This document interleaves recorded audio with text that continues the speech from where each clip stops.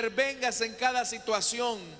Nosotros, Señor, ponemos nuestra esperanza totalmente en ti, porque sabemos que para ti no hay nada imposible. Sabemos que para ti, Señor, todas las cosas son posibles por el poder de tu palabra. Así que te pedimos, Señor, esta mañana que tú declares la palabra y será hecho. Nosotros, Señor, ponemos nuestra fe, ponemos nuestra esperanza, ponemos, Señor amado, toda nuestra confianza en ti. El que está enfermo, sánalo. El que está débil, fortalécelo. El que está caído, levántalo, Señor. Aquellos que se han separado, reconcilia esas relaciones. En el nombre de Jesús de Nazaret. Oramos también, Señor amado, para que tu palabra pueda venir a nosotros como bálsamo fresco, Señor. Queremos pedirte, Señor, que nos hables al corazón. No hemos venido, Señor, a perder nuestro tiempo. No hemos venido, Señor amado, a pasar un momento más en este lugar. Hemos venido, Señor, para que tú nos hables. Te lo pedimos, Señor amado. Te lo suplicamos en el nombre poderoso de Cristo Jesús. En el nombre poderoso de Jesús de Nazaret. Te damos la gracia, Señor. Amén y amén. Vamos a abrir la Biblia, hermanos, en el primer libro de Samuel, capítulo número 3. Primer libro de Samuel, capítulo 3. Y vamos a leer, hermanos, a partir del versículo número 11.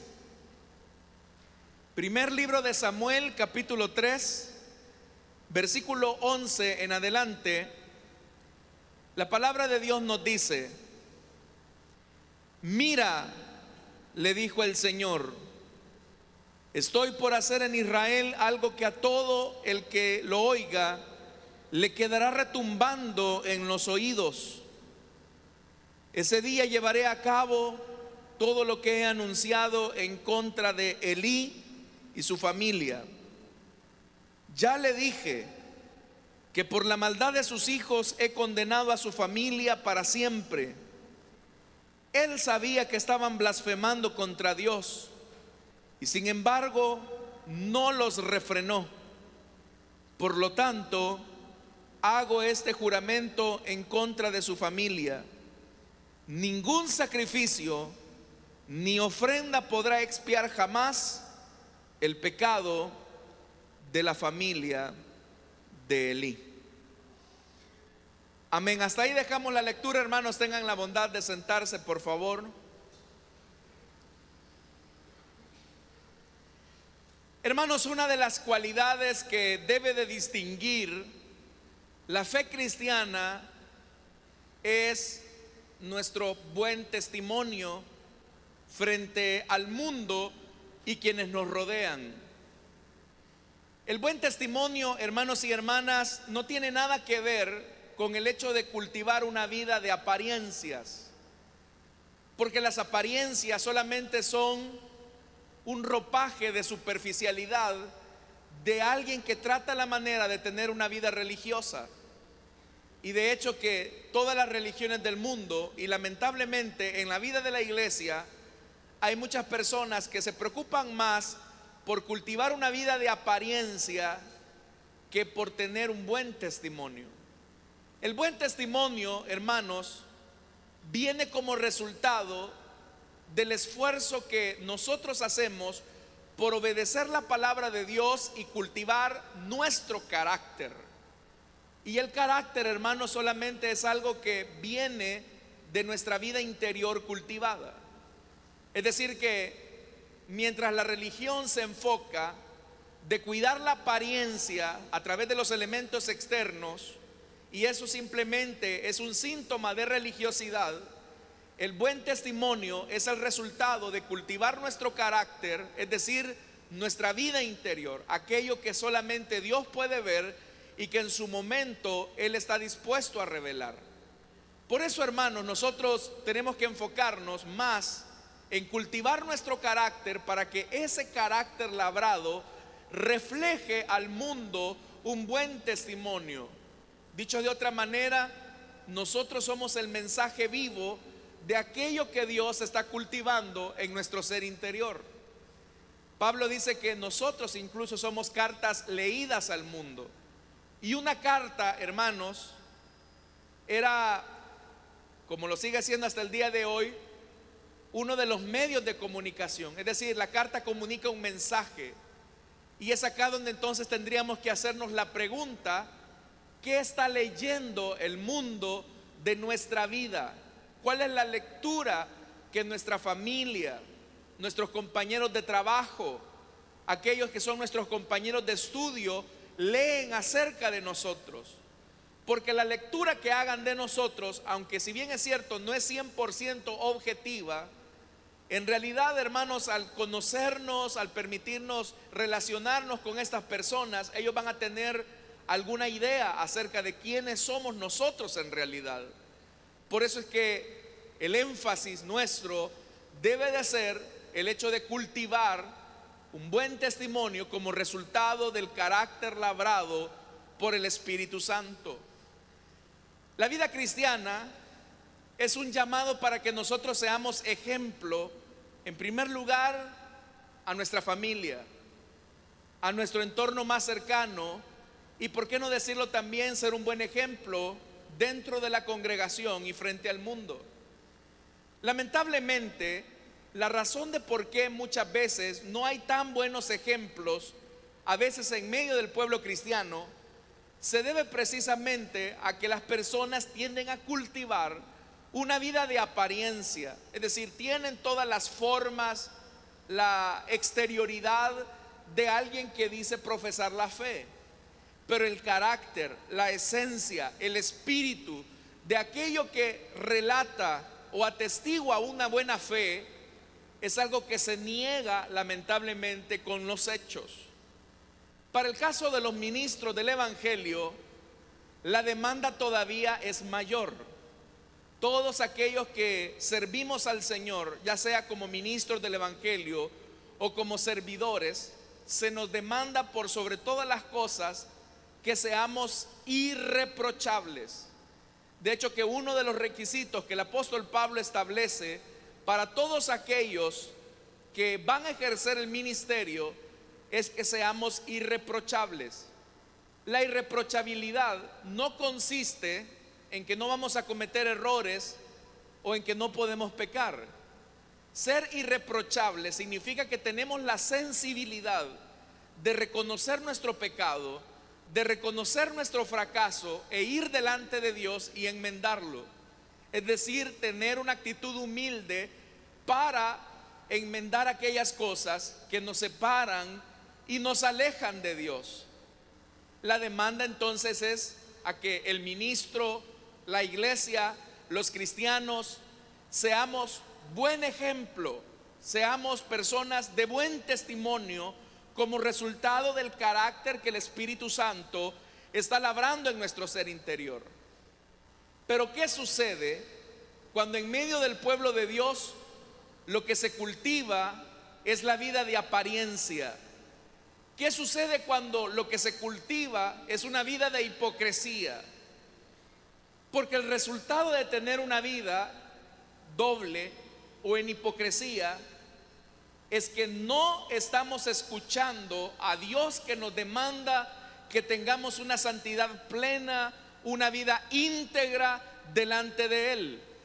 Cuando nosotros, estimados hermanos y hermanas, vivimos una vida doble, una vida, hermanos y hermanas, donde existe ambigüedades, es porque no estamos escuchando la voz de Dios. Y no hay peor cosa que le pueda suceder a un creyente que no escuche la voz de Dios.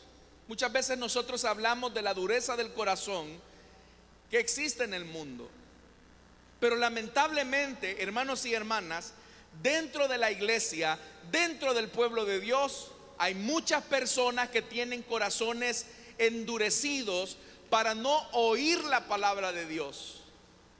Y ahí hay un problema, porque cuando nosotros ya no escuchamos la voz de Dios, es cuando entonces, hermanos y hermanas, venimos a ser motivo de escándalo y de tropiezo para el mundo. Pero lo peor no resulta en eso, hermanos y hermanas. Es que Dios puede utilizar nuestra vida para que de verdad seamos ejemplo, pero también para que seamos escarmiento para el mismo pueblo de Dios. ¿Qué significa eso que estoy diciendo? Que cuando nosotros no cultivamos el carácter cristiano y que como consecuencia eso transmite un buen testimonio al mundo, entonces Dios puede utilizar nuestra vida para escarmentar al pueblo de Dios. El pasaje que hemos leído esta mañana es el episodio, hermanos y hermanas, cuando el niño Samuel escucha la voz del Señor en la tienda de reunión. Usted conoce la historia. Mientras todos dormían, el Señor llamó a Samuel. Samuel, dijo la voz, y aquel niño corrió hacia la habitación del sumo sacerdote Elí para saber qué era lo que le pasaba, para saber qué era lo que ocurría. Y dice la escritura, hermanos y hermanas, que el viejo sacerdote le dijo: yo no te he llamado, hijo, vuelve nuevamente a tus aposentos. Pero más tarde se volvió a escuchar esa misma voz en la noche que le dijo: Samuel. Y Samuel vuelve a obedecer esa voz pensando que es Elí el que le está llamando. Se vuelve a presentar y le dice: yo no te he llamado, regresa a tu recámara. Es ahí, hermanos y hermanas, donde el sacerdote se da cuenta que a lo mejor no son alucinaciones las que el niño está teniendo, sino que probablemente es el Señor el que está llamando a este jovencito. Y si hay algo positivo dentro de la vida de Elí que podemos rescatar, y es lo único nada más, es que Elí le dice a Samuel, mira, si otra vez vuelves a escuchar esa voz, seguramente es el Señor el que te está llamando. Y tú vas a responderle a esa voz: oiga esto, habla, aquí me tienes, habla, que tu siervo oye. Esa palabra que Elí le estaba diciendo a ese niño era la palabra que Elí no le había dicho al Señor. No hay nada peor que una persona esté aconsejando a otro de algo que él mismo no está viviendo. ¿Se ha fijado que hay personas que son buenos para dar consejos y uno se sorprende de la forma en cómo Dios los usa en sus principios, en sus consejos, en sus aplicaciones, y uno dice: este hombre tiene mucha sabiduría, o esta mujer está llena de sabiduría? Pero ¿por qué razón lo que él mismo está aconsejando a otros no lo vive? Porque eso era lo que Dios quería de Elí. Dios quería de Elí que él se humillara y dijera: habla, que tu siervo oye. Pero eso era precisamente lo que Elí no había hecho. Elí no estaba escuchando la voz de Dios, y Elí mucho menos estaba actuando como un siervo de Dios, porque al no escuchar la voz de su Señor, estaba reflejando la dureza de su corazón. Nosotros también, hermanos y hermanas, podemos ser como Elí, buenos para dar consejos a otras personas, buenos para amonestar a otras personas. Y muchas veces lo que nosotros le decimos a esas personas es muy bueno, tiene buen sustento teológico, tiene buen fundamento bíblico, pero lamentablemente, eso que estamos aconsejando a otros es una palabra ausente en nuestro corazón. Cuando eso ocurre, que nosotros somos buenos para andar aconsejando a medio mundo, entonces el Señor nos dice: eres muy bueno para recetarle medicina a medio mundo, pero de toda la medicina que tú recetas, que es muy buena, tú no te estás tomando la parte que a ti te corresponde. El hecho, hermanos y hermanas, es que Samuel atiende el consejo de Elí y le dice: está bien, eso es lo que voy a hacer. Efectivamente vuelve a aparecer la voz: Samuel. Y Elí se acerca al Señor y le dice: habla, que tu siervo escucha. Y acá, hermanos y hermanas, encontramos entonces, hermanos, parte del mensaje que Dios le da a Samuel. Vea lo que dice el versículo número 11.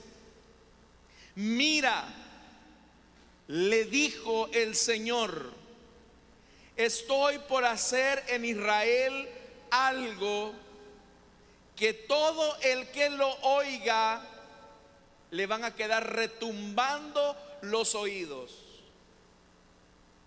Voy a hacer algo, dice el Señor, que yo se lo voy a gritar a Israel y le va a quedar retumbando en los oídos. Yo no sé si usted, hermanos y hermanas, ha escuchado alguna vez alguna explosión y de repente a usted le queda como un zumbido, ¿verdad?, adentro. O si de repente, hermanos, usted escucha un sonido estrepitoso, molesto, y queda retumbando en los oídos. A usted le molesta eso. Eso ocurre cuando la intensidad del volumen excede la capacidad de procesamiento de nuestro oído. Entonces dice el Señor: yo voy a hacer algo que a todo Israel le va a quedar retumbando en los oídos. Es como que el Señor está diciendo: hoy les voy a gritar, porque les he tratado de hablar suavemente, les he tratado la manera de amonestar, he tratado la manera de advertir, pero parece ser que ustedes solamente escuchan cuando yo les grito. Y yo le voy a decir algo, hermano: nosotros no queremos escuchar la voz fuerte del Señor. Nosotros, usted y yo, no queremos escuchar ese volumen fuerte del Señor. El Señor nos habla como un silbo apacible, el que nos dice: ven. El Señor se dirige a nosotros y nos habla con ternura: por favor. El Señor nos habla a nosotros y nos recuerda: es tiempo que lo hagas.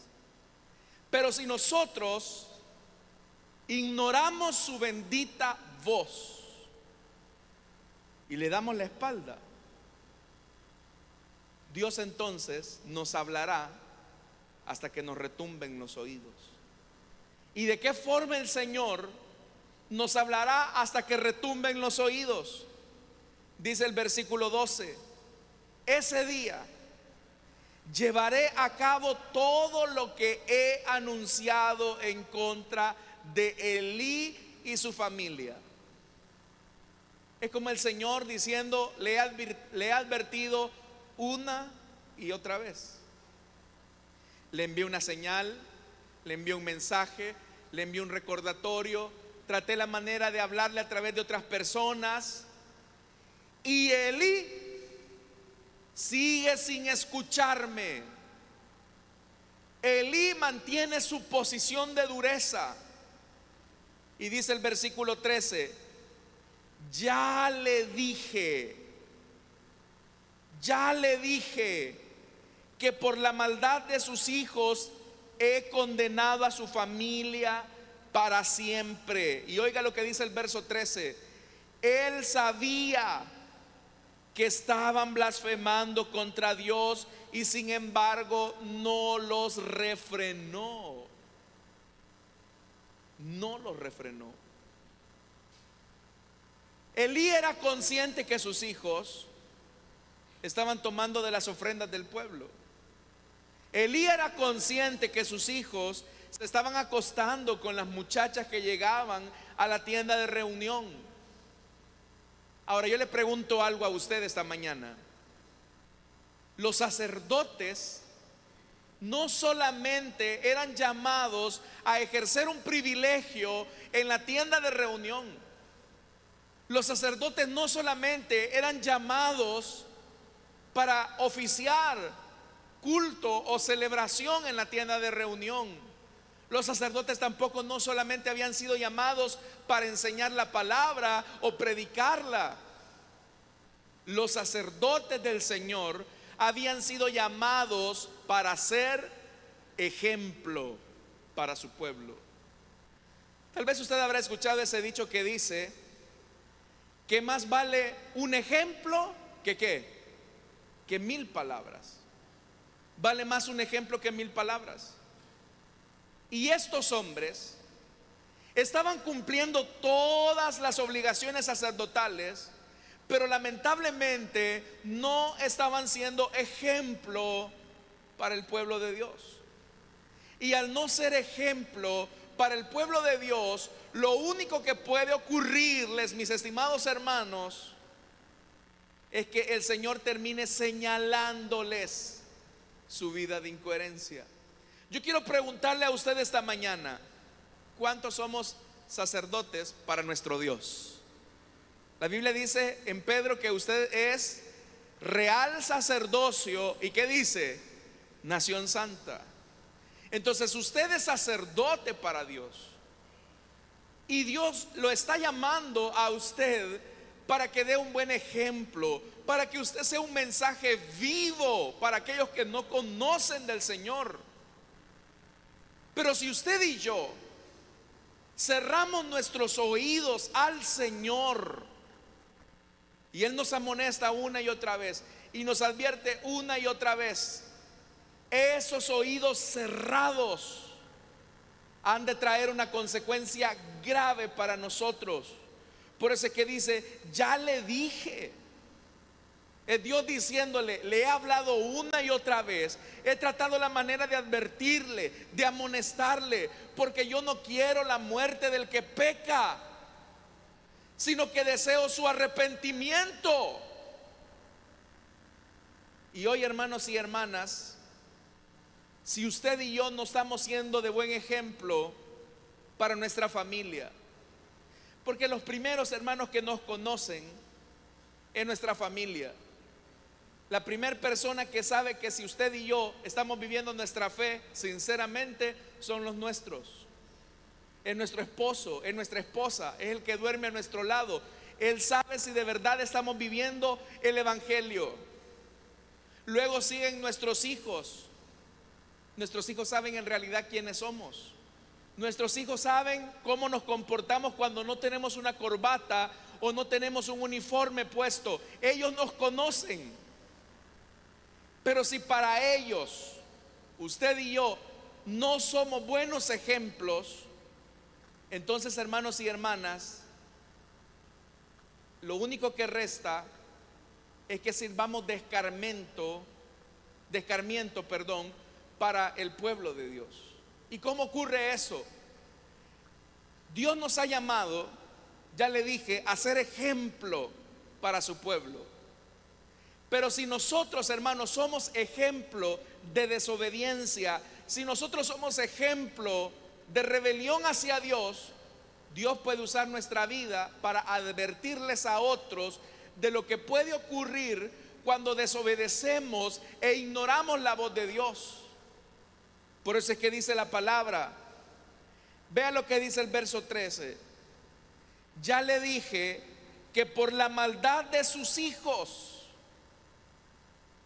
Uno no puede negociar con Dios. Uno no puede regatearle a Dios y decirle: Señor, pero si yo estoy en la tienda de reunión, yo hago sacrificios a ti. Sí, pero robas. Señor, si yo nunca falto a mi servicio, a mi privilegio.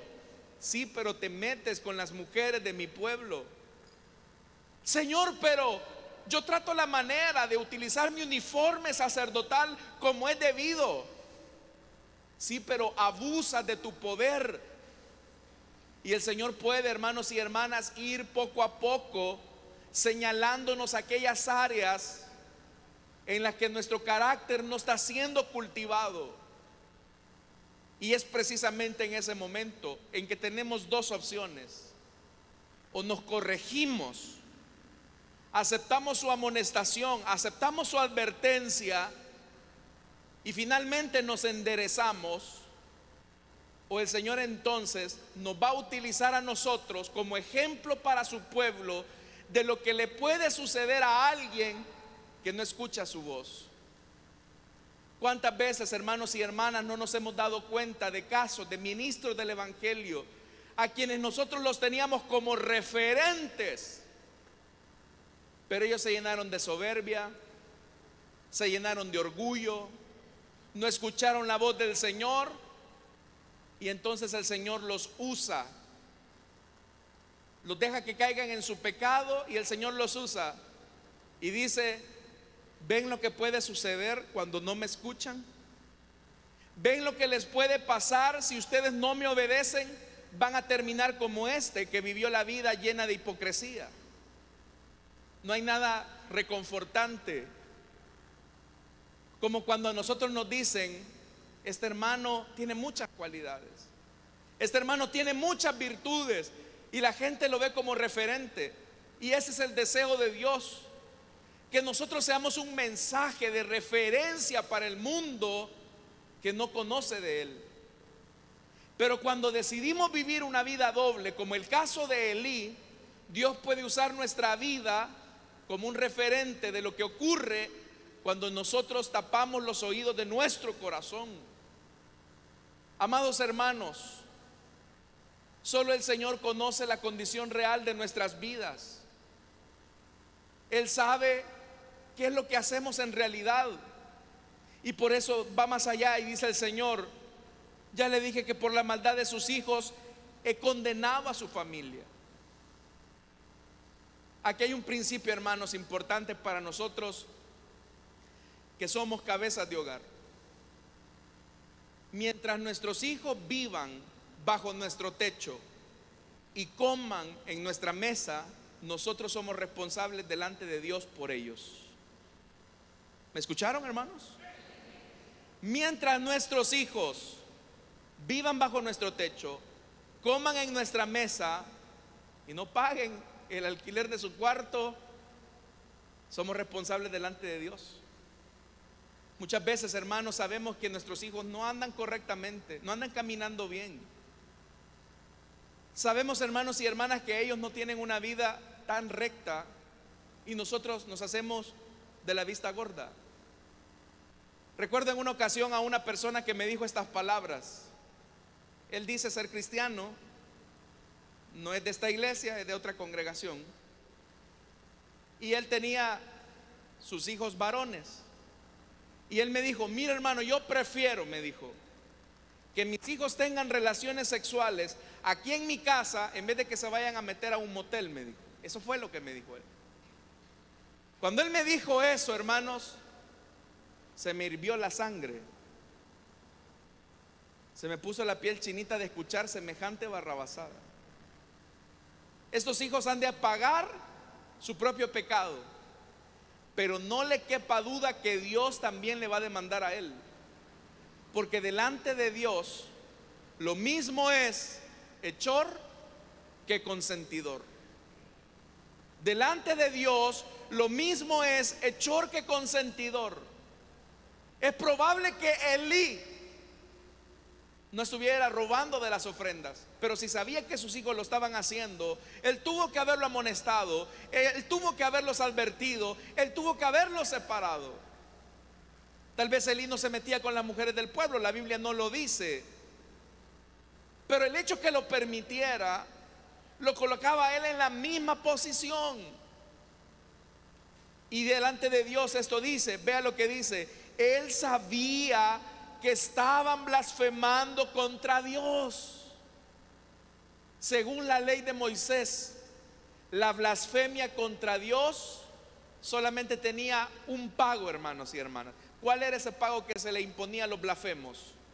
La muerte, la lapidación. Cuando una persona blasfemaba contra Dios, la pena capital era ser muerto a través de lapidación, es decir, que le arrojaran piedras hasta matarlo.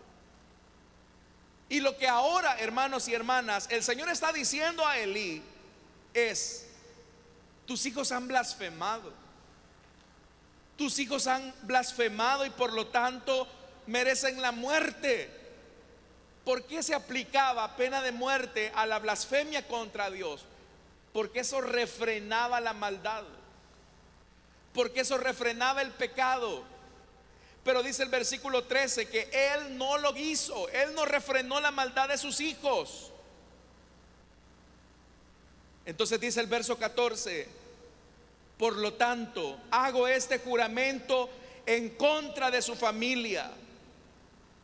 Hermanos, llegar a este punto en el que Dios tiene que jurar y está tomando a un niño como testigo, a Samuel, le está diciendo: Samuel, como mi testigo te hago este juramento y voy a jurar por mí mismo que como Elí no quiso ser buen ejemplo para el pueblo, que como sus hijos no quisieron ser buen ejemplo para la nación de Israel, entonces yo voy a usar a Elí y a sus hijos como ejemplo, pero más que como ejemplo van a ser como escarmiento de lo que ocurre cuando ignoras la voz de Dios.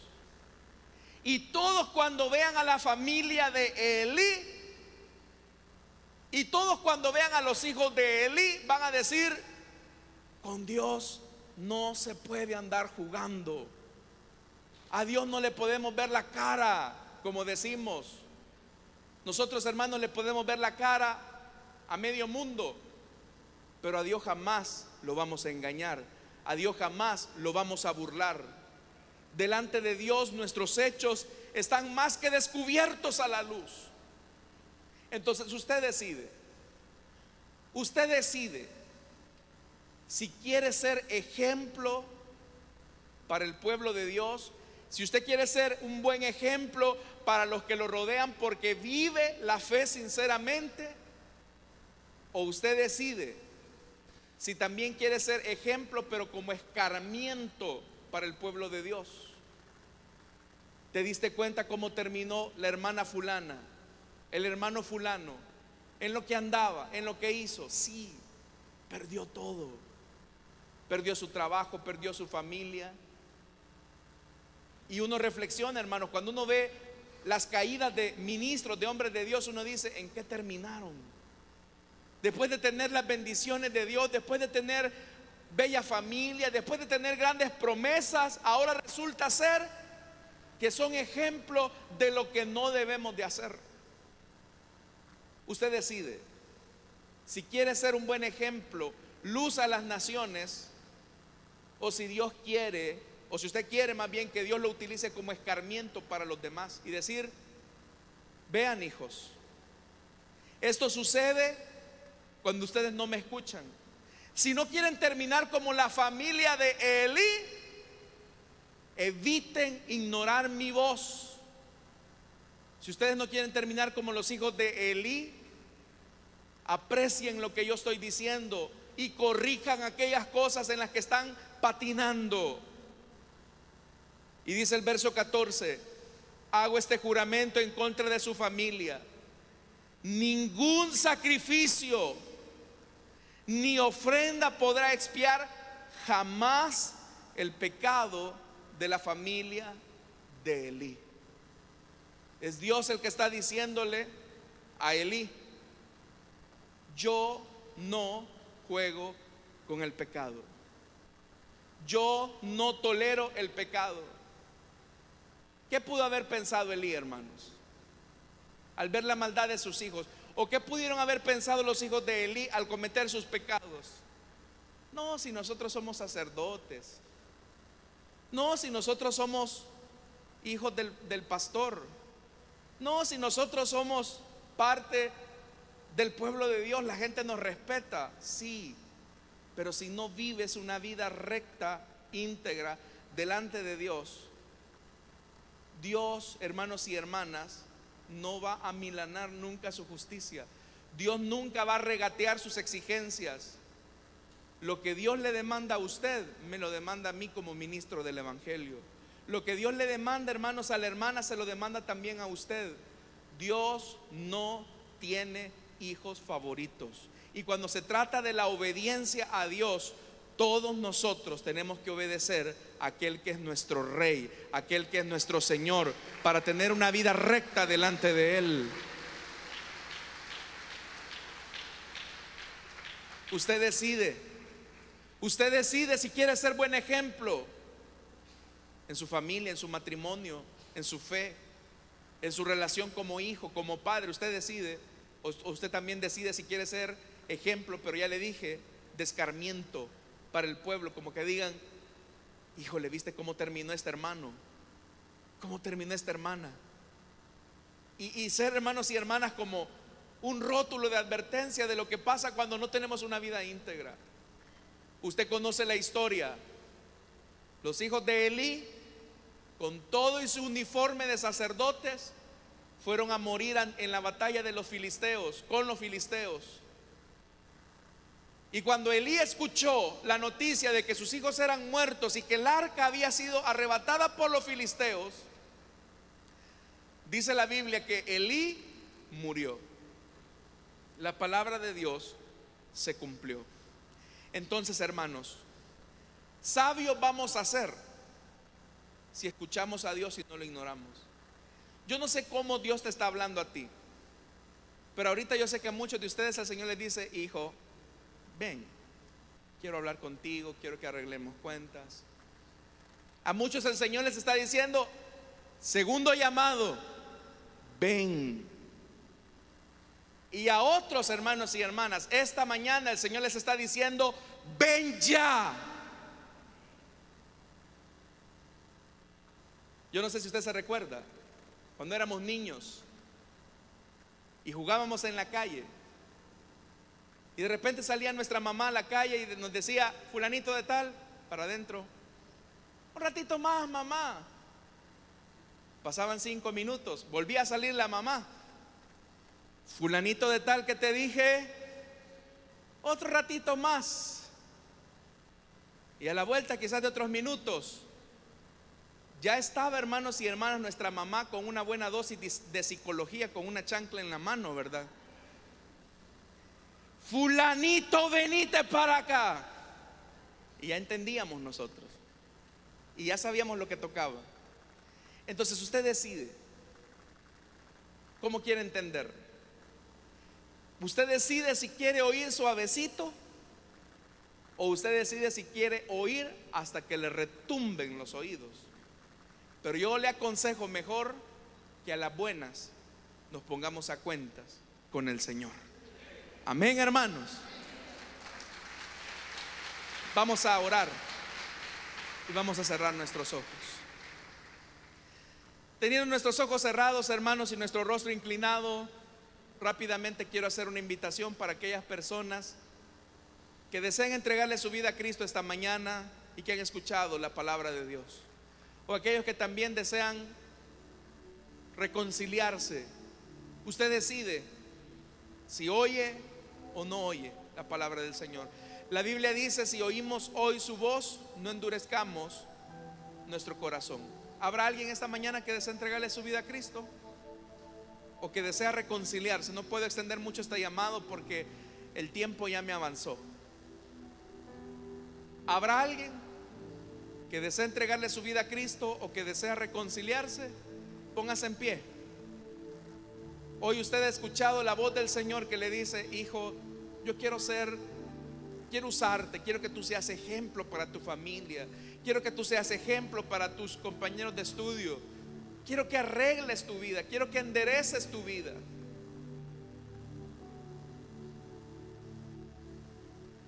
Quiero que tú endereces tu vida, quiero que te corrijas. Pero es importante que vengas al Señor. Ven, queremos orar por usted. Dios le bendiga a nuestra hermana que viene aquí adelante. Bienvenida, hermana. El Señor tiene paz para su vida, perdón y salvación para usted. Esta es la oportunidad que Dios le ha concedido. Bienvenida, hermana. ¿Hay alguien más que desea entregarle su vida a Cristo o que desea reconciliarse? Venga, lo importante es que vengamos delante del Señor. Al venir delante de Él, hermanos, nosotros tenemos salvación y vida.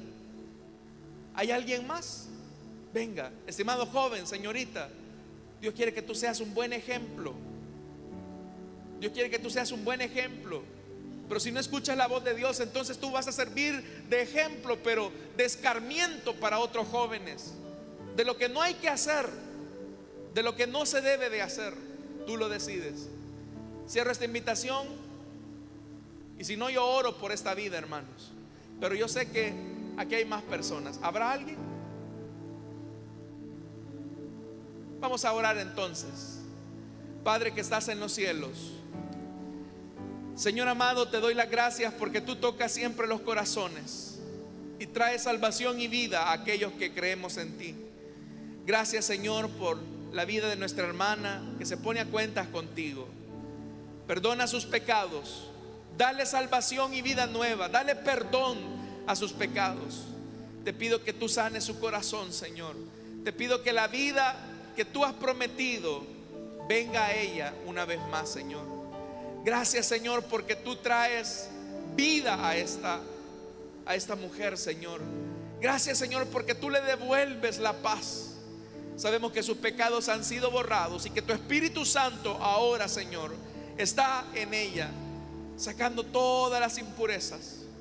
Señor amado, levántala como un ejemplo de la transformación que tú haces en las vidas de las personas. Y oro por tu pueblo esta mañana, para que también seamos ejemplo, buen ejemplo, seamos de buen testimonio por el carácter labrado, y que no vivamos de apariencias como lo hacían los hijos de Elí, como lo hacía el mismo Elí. Porque tú no juzgas las apariencias, sino que ves el corazón, ves lo que hay en la profundidad de nuestra mente, ahí donde nosotros los seres humanos no podemos llegar. Tú nos conoces, Señor, y tú has pesado nuestras obras. Oramos también, Señor amado, por nuestras ofrendas y nuestros diezmos. No te damos de lo que nos sobra, sino de lo mucho que tú nos das. En Cristo Jesús, amén y amén. Le damos la bienvenida a nuestra hermana con un fuerte aplauso, hermanos y hermanas. Gloria a Dios. Pueden pasar, hermanos diáconos, hermanas diaconisas. Solamente, hermanos, quiero darles un